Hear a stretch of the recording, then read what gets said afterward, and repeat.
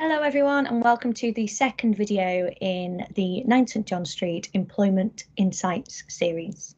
I am Amy Smith and I am joined this week by my colleague Rebecca Eeley. Employment Insights is a series of videos on topical issues in employment law brought to you by the barristers of 9 St John Street. We focus on the questions that you want us to answer. Please keep sending those in via employmentinsights@9sjs.com. These videos are covered by the disclaimer that's on screen right now. We will put that up again at the end of the video. As always, if you would like specific advice from a member of the team on this or any other employment law topic, please contact the clerks directly via telephone or by email. Today's video is on holiday pay and how it interacts with furlough. This is the first video of two focusing on this topic.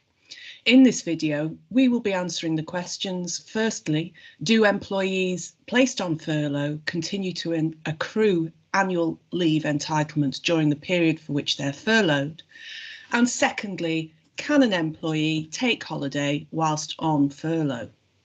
Next video on holiday pay and furlough will then go on to consider the further questions.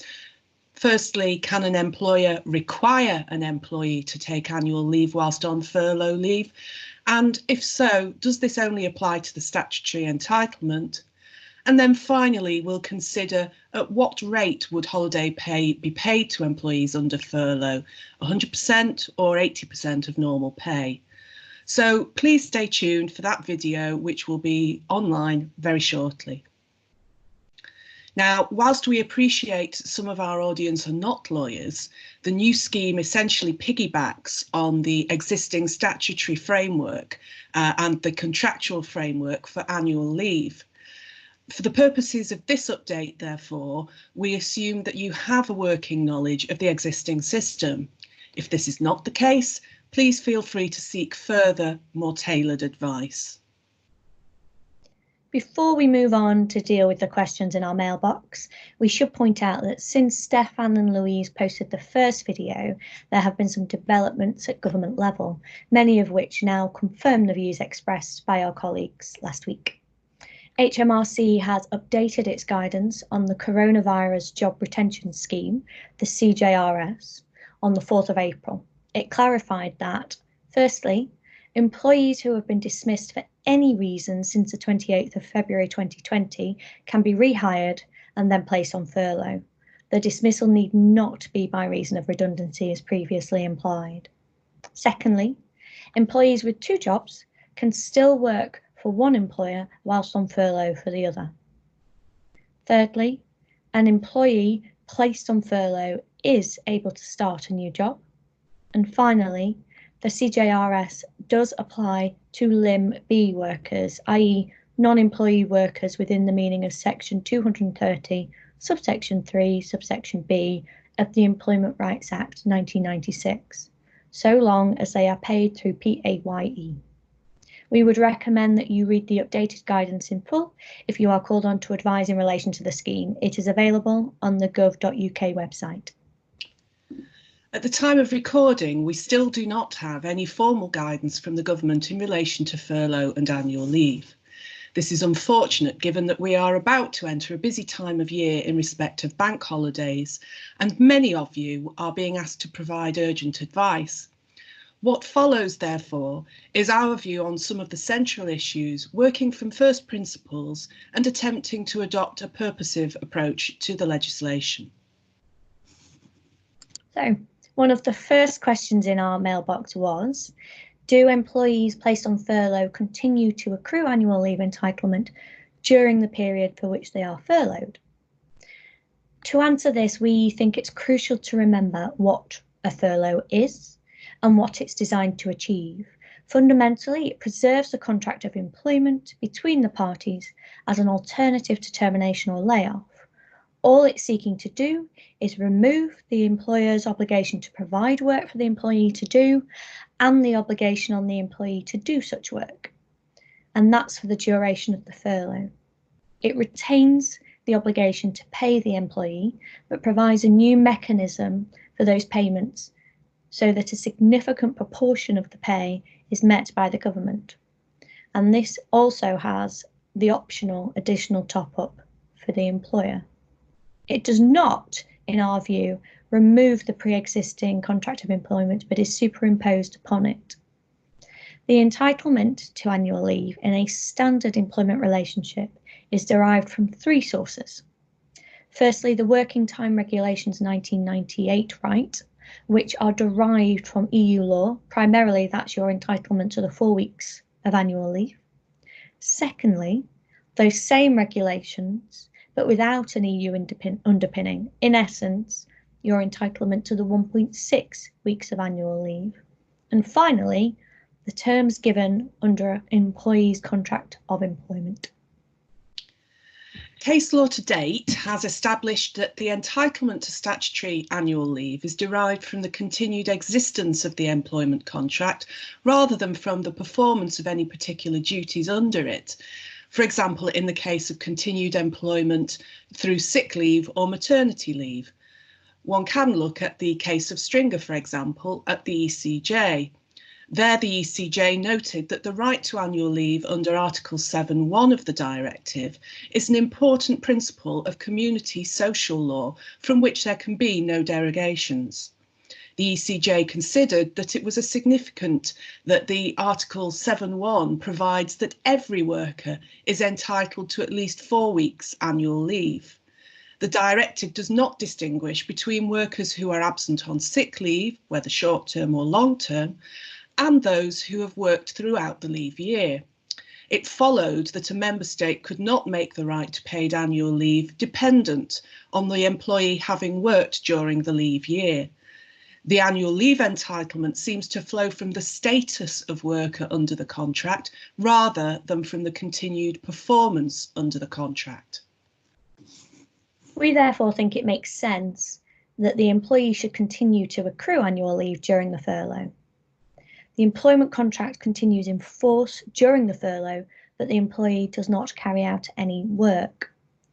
Whilst the contract is in existence, the clock keeps ticking for the accrual of annual leave, just as with continuity of employment. Were this not the case, we would expect the CJRS to have said this in those terms. It's worth noting that the standard restrictions on carrying over your 4 weeks annual leave from one leave year to the next have been relaxed in order to take into account a situation where it was not reasonably practicable to take that leave that year because of the effects of coronavirus. This amendment has been put into effect by the Working Time (open brackets) Coronavirus (close brackets) Amendment Regulations 2020, which amend Regulation 13 of the Working Time Regulations 1998, and that permits the carryover of any untaken working time leave. The carryover is permitted over a 2-year period following the year in which the leave was originally due. Thus, the leave can be spread across 3 leave years. The extension to the carryover period applies only to the 4 weeks leave derived from the directive and not the additional 1.6 weeks, which is wholly based in domestic legislation. There is nothing to stop the parties agreeing that any holiday entitlement over and above the 4 weeks should also be carried over to a new leave year, but this is a matter of contract law rather than a statutory provision. Before we leave the 2020 amendment regulations, I'd also like to highlight the new regulation 1312, which they insert. This provides that when a worker wants to exercise the right to actually take the leave days which he has carried over for coronavirus related reasons, the employer can only prevent him from using the particular days that he wants as leave where the employer has good reason to do so. This is a change to the way that Regulation 15.2 works for these coronavirus cases. No doubt in the future, this provision will be a source of some debate. Who knows, for example, what will be considered to be a good reason as opposed to just a reason in these very particular circumstances. The second question we've been asked is, can an employee take holiday whilst on furlough? Again, the answer would appear to be yes. The ACAS guidance originally suggested that furlough and holiday pay were inconsistent. They've now updated their guidance to say that they are not inconsistent. You can take holiday whilst on furlough. ACAS says that employees can still request and take their holiday in the usual way, and this apparently includes bank holidays. It should be remembered, however, that the ACAS guidance does not have statutory force. That said, it's one of the only and best sources of practical guidance available. Some commentators have noted the requirement that any furlough must be for a minimum of 3 weeks in order to attract the provisions of the CJRS. They have suggested that designating 1 or more days as holiday within the first 3 weeks could constitute a break in the minimum 3-week period of furlough, thereby preventing the application of the CJRS. There is currently no official guidance on this that we are aware of, but we would be surprised if holidays would interrupt the 3-week minimum. Firstly, the underlying principle in EU law is that annual leave is a social and health benefit, and employees should not be discouraged from taking it as and when it falls due. The purpose of annual leave is to enable the worker to take a rest from work and to enjoy a period of rest and leisure. If annual leave interfered with furlough, this would surely be a disincentive to allowing employees to take annual leave, and contrary to the prevailing direction of travel. For example, see the old case law on rolled-up holiday pay. Secondly, we would have thought a purposive approach is more appropriate. The furlough scheme has been launched just before a busy period for bank holidays, but it is clearly intended to become operational as soon as an employer wants or needs to use it. If holiday leave interferes with qualification for the CJRS, then it will seriously undermine the practicability and efficacy of the scheme. It seems to us that the real issue here is not whether holidays restart the clock on the 3-week minimum period, but who is actually paying for the annual leave and what implications this has for the government. As you know, under the CJRS, the basic principle is that the government pays 80% of the pay, and there is an optional top-up by employers from 80% up to 100%.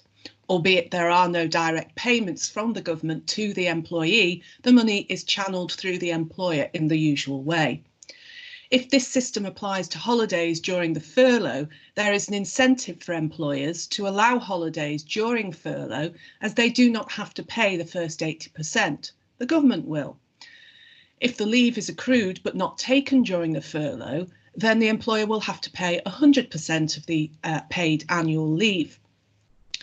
As the details of how the scheme will operate in practice are still sketchy, it is not clear whether the government will seek to recoup any pay which it perceives has been incorrectly paid out by the government during the operation of the scheme. If it does, then it may well be that if annual leave is taken during furlough, it will not interrupt the 3-week minimum qualification period, but those days designated as holiday might be recouped from the employer. It may be that on reflection, the government decides that it doesn't want to help fund annual leave obligations in this way. This could be perceived as an extra benefit to employers which is out with the intended scope of the scheme, namely to help avoid redundancies and to preserve businesses in an operational state until after the end of the lockdown. Some may say that such recoupment is unlikely to happen, as the aim of the scheme is to support employers making ordinary salary payments to employees. Holiday pay should be seen as part and parcel of ordinary pay, and so there is little reason why it should be treated any differently. Whilst it is important to stress that nothing has been published yet to the effect that the recoupment will take place, we do consider that it's important to bear the possibility of recoupment in mind, however unlikely it may be, when advising parties on the operation of the scheme alongside holiday entitlement.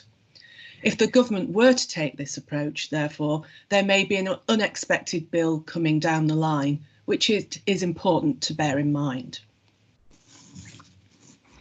So that's all we have time for today. Thank you for taking the time to watch this video, and we hope it's been useful. Keep an eye out for video 2, focusing on whether employers can force an employee to take annual leave during furlough, and also the big question, what rate of pay would be applicable?